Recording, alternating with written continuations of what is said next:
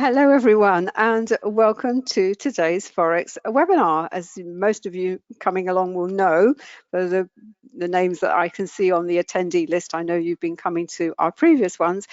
We have been away for a little while, and there's been a reason for that. David and I have been working on our stock trading and investing program, but we're almost there with that, so we can now go back to hosting these regular sessions. So this is our first one back. I can't remember the last time we did it. Markets have been absolutely extraordinary, but then they're always extraordinary.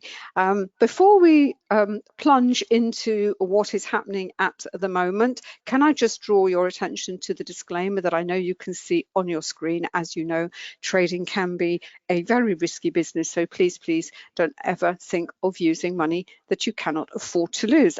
In case this is the first time you've come along to the session, obviously going to look at the Forex market and also some related markets, because markets don't move in isolation. They're not in individual silos, you know, each doing their own thing in their own little universe. They're all interconnected. So even though we will be looking at obviously what's going on with the currencies and the currency pairs,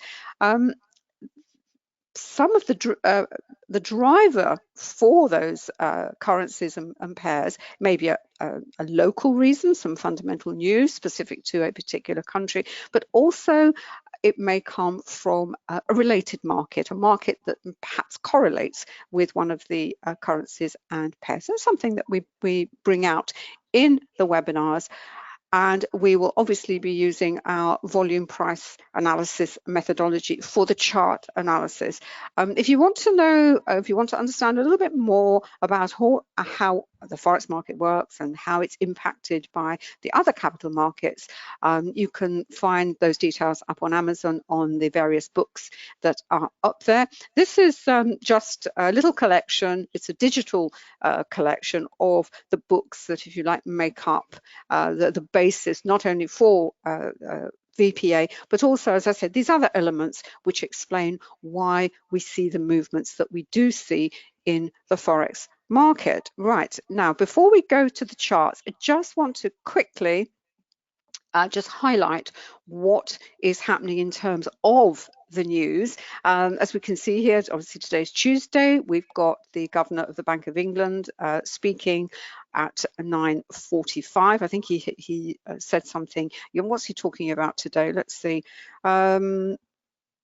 No, he's testifying in front of the Treasury Select Committee in London, and isn't it interesting? He's going to be talking about the collapse of the Silicon Valley Bank, which the banking crisis has been, you know, the headline news not only in the financial press but also in mainstream media. I'm not going to go over the reasons for that, other than to say that it's obviously scared the living daylights out of the regulators, central banks, and everyone else. And we will be talking a little bit more about it when we do the stock webinar in a couple of days, because it's intimately tied to the bond market. The bond market is the most powerful market there is in the financial system, and if you really don't understand what's going on there, and clearly the central banks didn't understand that, it can cause all sorts of problems and throw up all sorts of issues. And it's also connected to the aggressive rate hikes that the Fed have been pursuing, legitimately or otherwise, to contain inflation. And it's also connected to when the financial crisis hit back in 2008, 2009, one of the reasons was that the banks were undercapitalized. You know, they didn't have enough assets to, you know, to cover their loan book, basically, and it all blew up because of subprime mortgages. So what they did is they have been stuffing their vaults with bonds, long-dated bonds, which are fine. But if you understand the bond market, you know that when a bond price, the value goes up, the yield goes down, and when the yield goes up, the value of the bond goes down.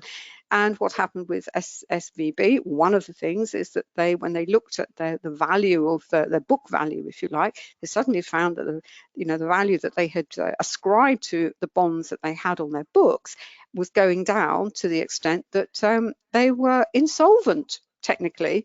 And the rest is history. So interesting to see what he's going to say. But the key piece of data today is this one, the consumer confidence, the Conference Board Consumer Confidence Survey. It's based on about 3,000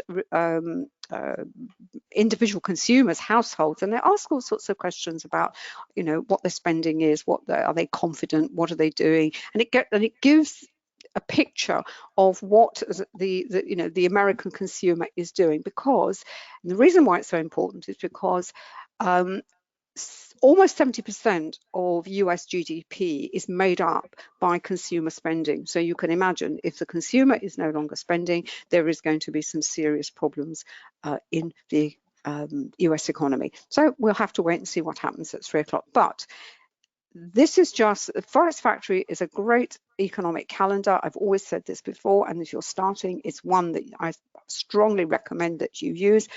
But I also suggest you find one that's a little bit more comprehensive, because Forex Factory, to give them their due, they put out the highlights, if you like. And if you are new, you are going to get very overwhelmed with a lot of fundamental data. But I suggest you go over to somewhere like Trading Economics, because you will find, yes, the CB Conference Board is coming up at 3 o'clock, which is very, very important. And you've got some Fed people speaking. But prior to that, you've got some housing data. You've got the Case-Shiller housing data, and you've got the trade balance and the retail inventories and the wholesale inventories. And of those, this one at 2 o'clock, the markets will react to both, but this one in particular is very pertinent, because obviously housing, mortgage, costs of mortgages figure very strongly in all the data. It's a huge part of people's outlay, and if the housing market is wobbling, or there's a problem in it because interest rates are too high, it has a sort of a knock-on effect onto the rest of the economy. Now, this is obviously the retail, the normal people having mortgages and what have you, but the whole real estate industry, particularly the commercial real estate, is having a little bit of a wobble at the moment, simply because interest rates have gone, from almost 0 to 5% and above in a very, very short of time. And that is obviously going to have a huge impact. So finally, talking about calendars, I just want to pull up Financial Juice. Those of you who know us will know that we use this calendar as well. I've actually bought the lifetime license. There's a free version with slightly delayed data, and there's a paid version, which is a subscription-based version. But I had an email from Amar yesterday to say that they are now doing a special offer. So if you want to buy a lifetime license, if you head over to their site, I don't know what the cost is, but as I said, it's a lifetime, it's yours, you've got no subscription fees, and they've done an awful lot of work on the calendar. There's all sorts of stuff in there. I'm not going to go through it now, but it is well worth considering, because data, newsfeed data is very, very expensive. Right, David, is there anything you would like to say? I'll just pass over to you to say hi, and then we'll come back. Yeah, I'm just going to pass over to David. It's me racketing on, and I'm just going to get my charts out. If you want to follow along with the charts, I'm actually going to be looking at the British pound, in particular the pound yen and the pound Aussie. I've got some things I'd like to say about that. On slightly longer time frames, coming right down to the shorter time frames as well. We've also got some information about the stock trading program, and we've also got some quite cool new things to show you as well. So I'm just going to pass over to David while I get my my charts ready. Is that okay, David? Wonderful. I love it when technology works. Good morning, good afternoon, good evening, wherever you are in the world. It's good to be back, and I have to say, what's amazing is that it's incredible how rusty you become when you don't do these things regularly. So forgive us if we are on the technical side at any rate, yeah, for sure. So apologies in advance if we are a bit rusty, but I can assure you we'll be back in the full groove after a couple of sessions of these. So good to see you. Nice to see a lot of the familiar faces back again as well. Very warm welcome. I'm not going to go on too long because I want to go back to Anna, but just to reiterate what Anna was saying about the things we've been doing, we've done a huge amount of work particularly on the NinjaTrader platform, and I have to say that purely by coincidence, that also coincided with Ninja releasing a major upgrade to their platform. I'll give you some more details on it, but basically they now have a browser-based version. I am actually going to be opening an account so that I can have that here and show you all the details. But it's very exciting because it finally means that NinjaTrader, the platform, can be used browser-based. Obviously means it can be used on any device, so it's available on Apple Mac if you want to run on Mac, iOS devices as well. We were privy to that about 3 or 4 weeks ago as one of their partners, so we had some pre-release information on that, but it's hugely impressive. And also the whole rollout has also, they've changed the website design as well, so it's completely different look and feel to NinjaTrader, massive investment. And it also shows their growth over the last, certainly over the last decade, has been amazing with the number of people they now have and the number of, particularly the number of traders they have now worldwide. NinjaTrader is a massively popular platform. And I have to say that we have, for the stock trading and investing program, that's where we put our concentration of effort. We've done a lot of work in the background on the, not only on new indicators, which Anna will show you on her system, developed specifically for the stock trading program, but also in terms of optimizing the back end of the code. Not so many features and functions we've added, although we have added some, obviously, but what we have done is we've really gone to town and optimized the code to really make it fly. So there's a lot of work in the background that perhaps you won't see. This is going to be rolled out probably in the next 2 or 3 months. It's probably going to be tied in with the stock trading and investing rollout of the program as well. So it is very much based around NinjaTrader. That's not to say we have ignored the other platforms. I can assure you that in due course, we will move the new indicators across onto the other platforms. It just takes time. Obviously, we only do one thing at a time, but that's what we're doing. So we've developed them for NinjaTrader initially, and then we will roll them back onto the other platforms in due course. So if you have the full package of indicators, as always, you will get the new indicators free of charge. It's what we always do, and it doesn't matter whether you're on Ninja. Once we've developed them for TradingView, if you have the TradingView full package, you will get them free as well. That's what we've done since day one, and we continue to do so as we roll out new indicators. If you're invested in the full program, full package on whichever platform, you will get them as they become available. I'm going to pass back to Anna. I think are you okay to good to go? Okay, I'm going to pass back to Anna, and then we'll come back over here and we'll look at some charts and pick up some of the things that have changed as well. I just want to start with my MT4 platform, which I've got here. And what I want to start with very quickly is just have a quick overview of what the currencies have been doing individually and as a pair on the matrix, along with what we've got with the dollar index here as represented by the daily chart of the Dixie. Okay, yesterday the markets ended really in a sort of a great way, which is what we want to see as Forex traders. Let me just put this on, it's easier to see. Right, okay.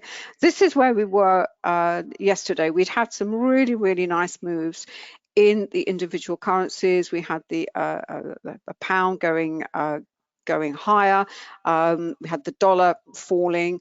We had the Canadian dollar also moving very strongly and moving to what we call these overbought and oversold conditions. Now, the really great thing about the Forex market, and it's probably the best description that I can give of this market, that it really has this wonderful rhythm, that once currencies get into this sort of lovely sort of oscillation, if you like, this like a sine wave going from oversold to overbought, overbought to oversold, and back again. And it's almost a sort of pure trader's market, because other markets like the stock market, they do have a bias to the long side. If you think about it, you don't buy a stock if you're an investor because you want it to go down, you want it to keep going up, you want to get value out of that stock. Obviously, if you're a stock trader, you don't really care, but you know, the percentage of traders of traders to investors, I would say yes, there is a very big trading cohort, retail trading cohort in stocks, but the vast majority, they are still stocks are bought for investment purposes, to go into portfolios, into retirement plans, etc. etc. And also shorting is, you know, it's not so easy. You have to find, if you're not shorting directly, you have to find other means of being able to short a stock, one of them being through options. But with Forex, it has this wonderful rhythm. It is not as, I don't believe, David doesn't believe, as risky as it is made out to be in terms of the trading. What makes it risky is if you take on too much leverage. But you can have leverage in stocks these days. Leverage is a double-edged sword. You can make a fantastic return, or you can lose very heavily as well. So when we have an indicator such as this, which is what we call the currency strength indicator, it tells us where there has been the strongest flows and into which individual currency. And from that, you can pick look at the different time frames. I like to use the hourly time frame to give me a sort of global picture of what has been happening in the sort of recent past, as it were. You can go to the daily chart, that's fine, and we will look at the daily chart for the pairs themselves. But where to start in terms of your first look, as it were, the hourly chart, I don't think you can beat it, because you have got what's immediately happened in the previous session, where we are at the moment, and potentially where we are going next. And that is where your VPA methodology then comes in on the individual chart. Because the other thing you have to remember about the Forex market is, yes, it is 24/7, almost 24/7, 24/6.5. It's still divided into 3 very distinct sessions, each with their own characteristic, each with their own local pair, local currency, of course, and the emphasis will be on, you know, the currency of that session. So at the moment we're in the London session and the European session. So, you know, you are going to see some good moves in the British pound and the euro. Of course, you're going to see it in other currencies as well, but maybe not so strongly as, say, the Canadian dollar, which really comes to life once the North American session opens, as it were. You also have different participation rates. You don't have an equal number of traders in all the sessions. The least is Asia Pacific. The deepest, the most traders, if you like, are once New York comes, and you've got London and Europe. So you've got 3 centres all open, or at least until 4 o'clock in the afternoon. So in terms of liquidity and participation, you do have this, you know, this ebb and flow, as it were. Does that invalidate the volume price analysis? No, because volume price analysis is relative. You see it in a relative way, and it's in context. So, you know, what might be high volume in, say, the Asia Pacific session still cause a currency to move. You know, when you look at the volume bars, you think, well, that doesn't look very much. Yes, but at the time it was sufficient to shift that price. But then when you look at a volume bar that is created during, say, when we have New York, London and Europe, of course, because it reflects the greater participation. So that's what we always want to see for currency pair moves. We want to see what we call this strong divergence. We want to see currencies moving strongly, in individual currencies moving strongly in one direction, with the opposite a currency in the opposite direction, and that's when you will get good moves. And I'll show you an example when we look at the British pound pairs, where they're moving in the same direction as we have here with the pound and the Canadian. We had some fantastic moves in the pound, particularly against the yen, particularly against the New Zealand, and to some extent against the Aussie. But when we look at the pound CAD, when we have a look at the chart, we say, oh yeah, but everyone was buying the pound, but they weren't buying it so strongly against the Canadian, and that's because the Canadian was also being bought. So you don't have, this strong divergence. And then we come over here to the matrix, and this actually takes the data from the CSI and ranks the pairs. So at the moment, we can see the New Zealand yen is the strongest in inverted commas. That's where we've had some really nice flows. We've obviously been buying in the Kiwi against what? Well, it's buying against the yen. The yen is going down. What we've got down here, the pound is being sold, but it's kind of, it's more like a pullback as it were, because the pound is kind of, this is the hourly chart, this is actually turning over. If we go down to a faster chart, we will see that in more detail. But what's also interesting is the values that are shown on this indicator. When we look at the TradingView version, what we've done with TradingView, and we will get round to it to the other versions of the matrix, is it tells us what the value is there. Is it high, low, or medium? Is that high, low, or medium? Well, from experience and from using the indicator, I can tell you this is very, very low. So whilst we've had a move in the New Zealand yen, we've only got plus 35. When the market is really moving, on the hourly chart, this can be 3 figures. So the market is, yeah, it's moving, but it's actually sort of quite quiet. When we look over here to the dollar, what do we see? The dollar has had, it's come off quite strongly. It's rebounded. We've got a really nice hammer candle here, reasonable amount of volume underneath it, not huge. So yeah, we went up again. We've got weakness on this candle. Why? Because we've got a wick to the top of the candle, which was actually followed through yesterday, and it's actually stopped at what we call the S3 Camarilla. Now, support and resistance is a huge part of volume price analysis. We have price action, volume, and support and resistance, and it comes into play. And often the support and resistance levels, key levels on the slower time frames, will always trump what you see on the faster time frame. So even if you see a really strong move, kind of okay volume, and then suddenly it comes to a dead halt on the chart that you are trading, go and look at the slower time frame, and you almost be guaranteed that you've reached a level. We use Camarilla. We've got our own proprietary S&R indicators. You can even use Fibonacci. If you use Fibonacci, used in conjunction with VPA, Elliott wave, whatever it is you use, I think it makes it better. It improves it. It will give you that extra bit of confidence that when a price reaches a key level, you know what the key levels are in your particular methodology.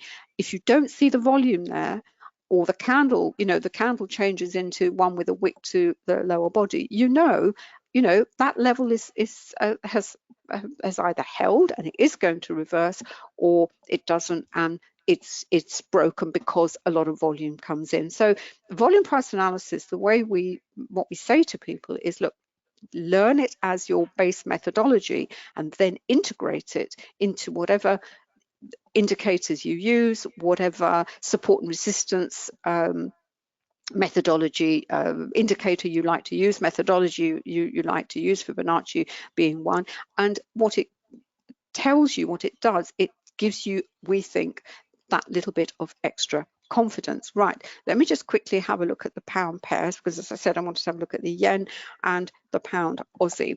So what I've done on MT4, which is quite useful, is I've actually pulled up all the pound pairs, because yesterday, as I said, the pound, looking at the CSI, there was lots of flows going into the British pound. But so they're buying the British pound, but what are they buying the British pound against? It's not going to be equally bought across all the currencies.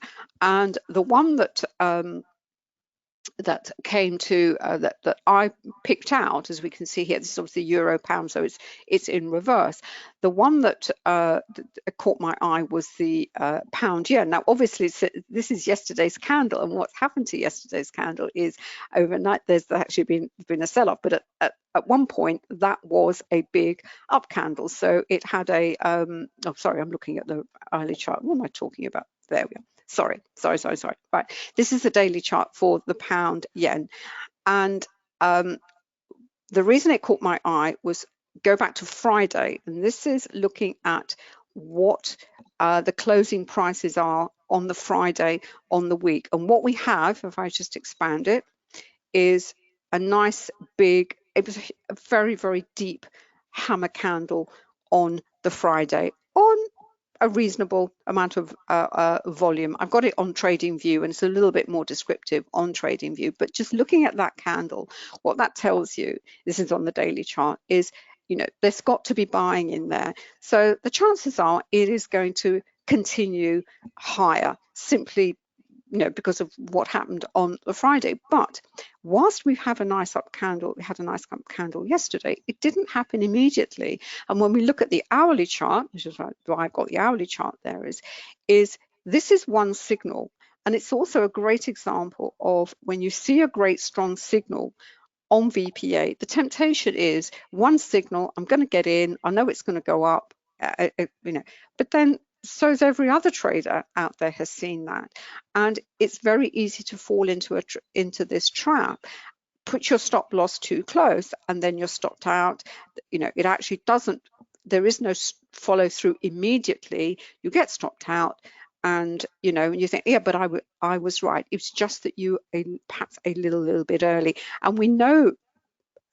Everyone was early, because if this had been a true, what's called a V-shaped reversal off that one candle, the candle here would have opened up much higher, but it didn't. Do you see? It actually went into the spread of that before it carried on higher. And when you can only see that if you look at the hourly chart, and so you look at the daily candle, then you go down to the hourly chart, and you can see, yeah, the follow through did come through, but not immediately. And what it also tells you, the daily chart, is well, where did most of that buying actually occur? And when we look at the hourly chart for the pound yen, we had the wonderful trap at the London Open, where the whole thing looked as though, well, you know, it kind of throws into doubt what you saw on the Friday. Say, but yeah, it was this great big lovely hammer candle came in, and look what happened. You know, it didn't go up. What happened? You know, this is rubbish. This price action with volume is meaningless. You have to remember, you know, everybody's looking at these candles. Traders recognize now you know, when you see a big wick to the bottom of a candle, there has to be buying in there. Well, so do the market makers, so do the banks, and they say, yeah, well, you know, we all get terribly excited when we see such a strong candle.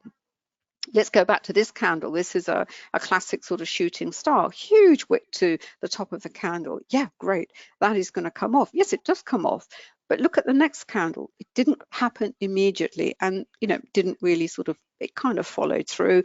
This is another one. This is another one. Now, the reason with the pound yen, the other thing you have to remember about the pound yen, it is a very volatile pair anyway, and we know it's volatile because we have these huge wicks to the bottom and the top of candles. So it's a lovely pair to have a look, to learn these things, but possibly if you are a new trader, it may be easier to go to a less volatile pair than the pound yen. But when it moves, it really does move. I mean, you look at just the range of that candle, and what happens is when you have a lot of wicks to the top and the bottom, and even a wide-ranging candle, you will find that in the faster time frames you could see a lot of whipsawing. So you do have to be a little bit careful. However, having said that, these patterns, this type of pattern with a hammer and a shooting star, occur in other pairs, possibly not quite so dramatically, but it's something that you can go. It's a way to learn this methodology, is to look at the charts, you know, look at pairs that maybe you don't trade and spot them and say, now what happened that time? It will repeat, may not be exactly, but it will it will certainly repeat. Now, when we look at some of the other daily charts that we see here for the British pound, if we look at the pound Aussie, it's a steady pair. It can actually produce some really, really nice trades on the faster timeframes. It's not so dramatic. It's not so much of a drama queen as the pound yen, but it moves higher. So this is Friday's close here. So let's put my thing up here so we can see it. So that's Friday. That's the 24th. And as you can see, what we've actually had here is a really nice breakaway from the volume point of control. Once it had got through the resistance that we had over here back in December, you can see this consolidation phase that we had here. Once it had broken above that, it's very, very steady. And this is yesterday's move. What's happened today is actually hit, as I said, about the important support and resistance levels, the R3. So is it any surprise to see it pull back? Now, the question is it going to go further? We have to wait and see. Let's see what happens later on with the Aussie. The Aussie is a sentiment indicator. It's been moving higher because despite the banking crisis, markets have held up. You know, there's been quite substantial buying in tech sector, in stocks like Apple, in stocks like Nvidia. And the bond yield, the 2-year bond has gone down, although it's sort of ticked back up again, but it's come off substantially since, 5%. So whilst all this, the crisis has been going on in the background, the market has been, there has been accumulation in certain sectors and not necessarily defensive sectors. As I said, Nvidia has been doing really well. Meta has been doing really well. People have been moving in. I mean, Apple and Microsoft are almost, as I said to someone on Friday, they're almost like semi-haven. They're acting like semi-havens. People prefer to put their money into tech stocks than the bankers, as it were. So let me pull up my trading view and find it for you, and then we'll pass over to it and I'll finish. Here we are. What have I got here? Right, what I've put up here is the a little profile I've put together for pound yen. I've got the hourly chart. I've got the, let's move that. I don't want the hourly chart there. I want the 5-minute chart. Where is it? Let's have a look. There we are. And I've got the hourly chart. So I've got them all around the wrong way around. I do beg your pardon. Yeah, and here I've got my CSI. I've got so many charts open at the moment, so you'll have to just be a little bit patient while there we are. I've actually got a fourth one, which is the daily, but we've seen the daily, so I won't bother with that one. Right. I've got the 5-minute, and on here, what I've done is I've kind of broken out the indicators so that I don't clutter the charts up too much. If I just expand the 5-minute chart and explain what I've done with the with TradingView. A couple of things. I've got the volume point of control, and with the volume point of control, what I've done here is I've knocked back the histogram on the high volume nodes and the low volume nodes, which you can do, and that means you can see the candles a little bit more clearly. And what I have on here, I have the pivots, I have the volatility indicator, which is these purple arrows top and bottom, and they tell me when the price action is outside of the average true range. And I've got what we call the accumulation and distribution indicator, which are these lines here. Now the way this is price-based support and resistance, and the way it works for TradingView and NinjaTrader and TradeStation is that each time this level is touched, the line thickens, and what that gives you is a visual picture of the relative strength of that area. And what happens is, as we can see here, the price was channeling during the Asia Pacific session. So as these zones were being created, as we have here, to this resistance and this support. The price goes sideways, and we know it's very, very strong because of the times that it has been tested. And what happens is, as we come into the European Open, which we have here, this is what I say about volume. There was a reasonable amount of volume, good for the session in question. It comes into Europe, and in fact, it took a move higher. We can see the volume rising, as we can see here. But being the pound yen, it's it can be very volatile. It can be a bit choppy. We have another volatile candle here coming. This is 8 o'clock. This is the 8 o'clock open. What we have is the price volume coming in, price marked up, hits the resistance that we have here from the this is from the accumulation and distribution, but it's not a very strong resistance, because it's a very, the thickness of the line isn't certainly nothing of this of the thickness of one down here. And what happens when you have a volatility candle triggered is the price then retreats to within the spread of the candle, and it's a classic trap. This had been going up since the European Open, goes sideways for a bit, and then at the open, people say, oh great, we're going to have, I believe a lot of traders like to use what they call the breakout at the London Open. This is a typical breakout, which is then, you're chopped off at the knees because the price goes into the spread of the candle. This candle is quite interesting, the second candle, because you've got volume coming in, but you've got wicks to the bottom of the candle. And when you have wicks to the bottom of the candle, even on a down candle with volume underneath it, there's buying under there. Then you have another volatility candle, another retreat into the spread, and it kind of makes its way up until we come to this up candle here and this up candle. And these two candles are really interesting when we compare them to the volume down here. And what do we see? Right, we see this candle with that amount of volume. We then see this candle with that amount of volume. But look at the range of this candle compared to the and the volume underneath it. It's not as wide as this one. It's narrower, but it's got how much more? I don't know, 20% more volume. What does that tell you? Plus, you have hit this this VPOC level up here, the outer limit of the volume point of control. And you think, oh, well, that is what we call an anomaly, because what we want to see with volume and prices, we want to see some kind of agreement. And when we don't see an agreement, we know that it's an anomaly, and it's a warning sign. And we think, oh, well, that is going, that is telling us something. And if we overlay that candle over that candle, we actually get a shooting star, and it comes off a little bit. It comes off. This is typical of pound yen. It just simply goes sideways, and then we have a little bit more volatility coming in, and now we've had the reversal. But it would be very tempting to get into the reversal up here, because, as I said, if you overlay over that, you've got a shooting star. What I've also got on this chart is this is a Renko, but it's a very particular Renko. It's not the standard Renko. It's what we call a time accurate Renko.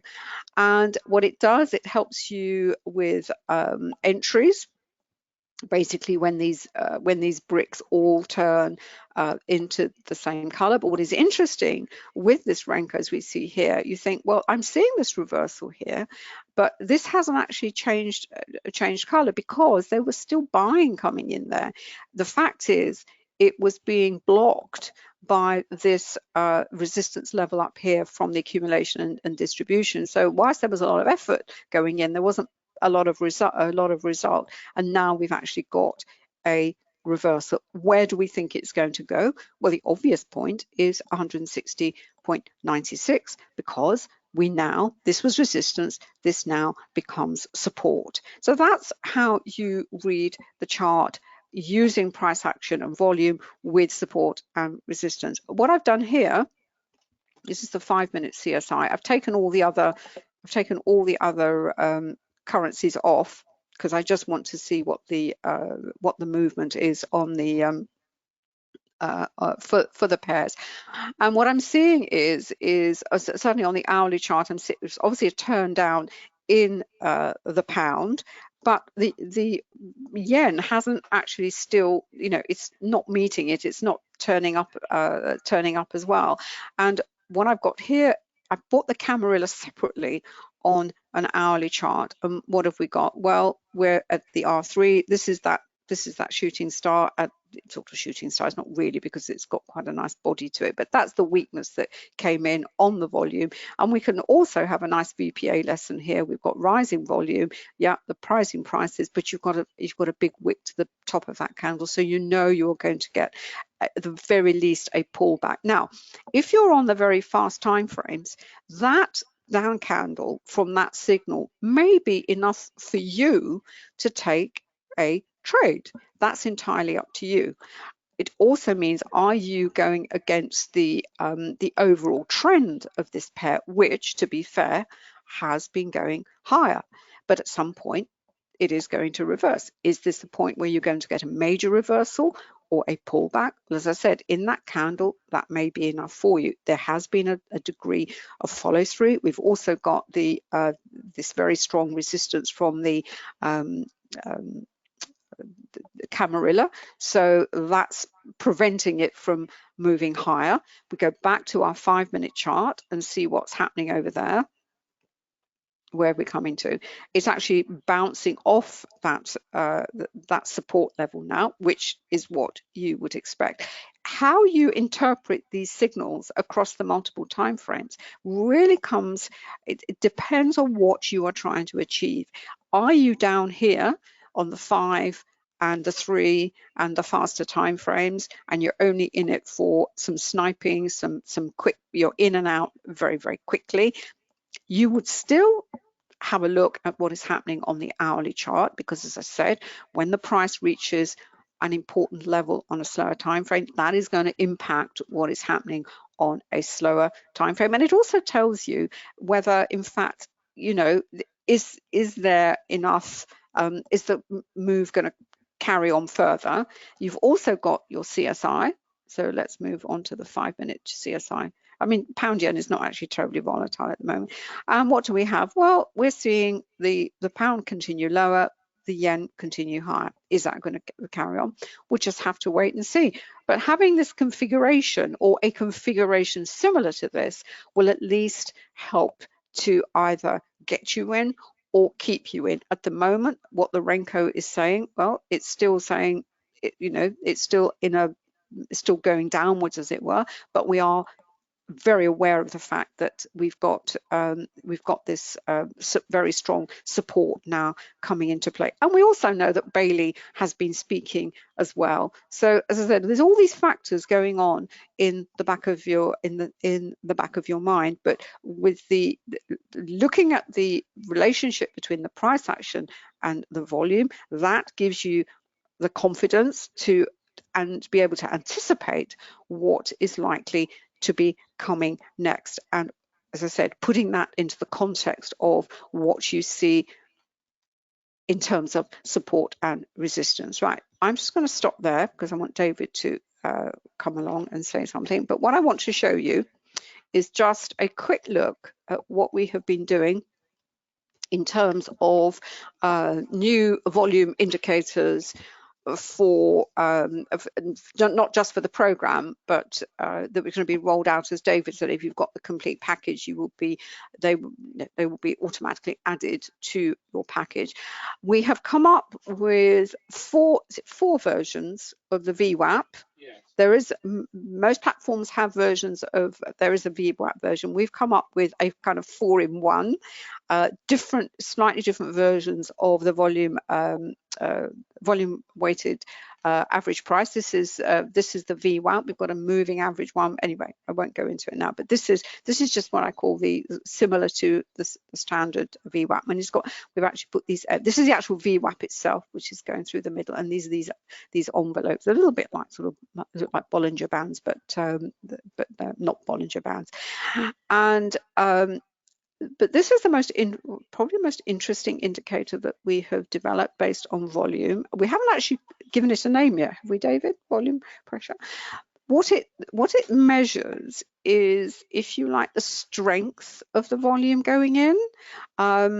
you can use it together with the on Ninja with the tick volume indicator and also with standard volume. But the volume bars, it tells us whether the momentum is going out of the volume. And really the best way to look at to see it is to see it in action. It kind of, you have this sort of center line. So obviously on the blue, price is going higher, and it's also above, it's being held up, you know, above the VWAP, which is bullish, as we can see here. And then it gradually sort of comes down back into a more neutral, and then these actually, you know, they can become quite deep, and then as they gradually tail away, the price then reverses higher. And what it does, it kind of, I wouldn't say it gives you tops and bottoms, but it tells you when, as I said, the only way I can describe it is the strength is draining out of the volume. And so the volume then sort of quietens. So you might get a, like here, you get a period of consolidation still above the VWAP, and I know there are traders out there who use the VWAP, and we're looking at ways of incorporating it into volume price analysis. It works fantastically well. You know, the general theory is above the VWAP, yeah, you're going to be bullish, and once it comes below, and certainly below this envelope here, it is bearish. I mean, that's a very simple, you know, prop traders use it. They base their whole daily trading strategy on it, where the VWAP is. Let's see what's happening with the pound yen, and then I'm going to pass over to David. Let's have a look. Right, what do we have here? Yes, it's interesting. This is if we go over here, this is the 30-minute chart. What we can see here, and this is what I mean by this pressure. You're down at sort of max pressure here, but then if you look at the candles, you can't really see that as maximum selling. It's pressure. It's a totally different approach. And you look at the wicks to the bottom of the candle, so you know you've got stopping volume coming in there. It's reached it could be a key level, so we can see the buying coming in there, and gradually that also, you know, the pressure to push the price down, if you like, has actually also dissipated, and then it gradually pushes back higher and above the VWAP. So a very, very different way of looking at volume. You can look at volume from a statistical perspective, you can look at volume from a liquidity perspective, and this, we wanted something that captured this, if you like, this ebb and better, this ebb and flow of volume, and you know, relate it back to the price action. And once it stays above, it's not. What's also interesting is if these bars don't, you know, they're not dramatic, as it were, yeah, it's going, but at some point it is going to roll over. And it's at an interesting point now. Right, I'm going to stop there. I'm going to pass over to David. Thank you so much for listening to me. I hope you've enjoyed it. I hope you've put some questions in the chat box. Have you done that, David? Answer them. Yep, all done? Yep. That's brilliant. Okay. There'll be a recording of the video, and it'll be up on my YouTube channel and on the Quantum one. And the final thing actually I just want to do is, this is our new front page for the news site. Here we are. This is just so that there'll be the stock trading and the Forex trading, and that's us. So we're still around. I'll pass you over to David.